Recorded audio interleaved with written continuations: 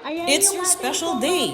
Binigyan ng ekstrang regalo ang mga may karawan sa mismong araw ng distribution ng Alternative Learning School o ALS, Educational Financial Assistance Program o EFAP at guro sa nayon na ginanap sa Bren Z Guiao Convention Center sa kanilang ceremonial graduation rites. Bukod sa cash incentives, food packs at goods mula sa Pampanga Capital sa inisyatibo ni Governor Dennis Delta Pineda.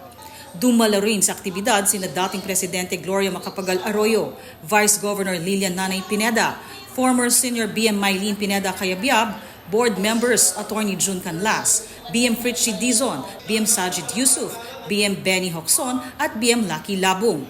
Kasama din ang mga opisyal at representatives ng DSWD, DILG, DOLE, PESO, TESDA at ibang kawani ng Kapitolyo ng Pampanga. Masaya namang inanunsyo ni Executive Assistant 4, Mylene Pineda Cayabyab na magkakaroon ng job fair sa darating na August 8 at August 13 sa Benigno Aquino Hall sa Capitol, Pampanga. Para sa PIO Pampanga, ako si Ivy Santos.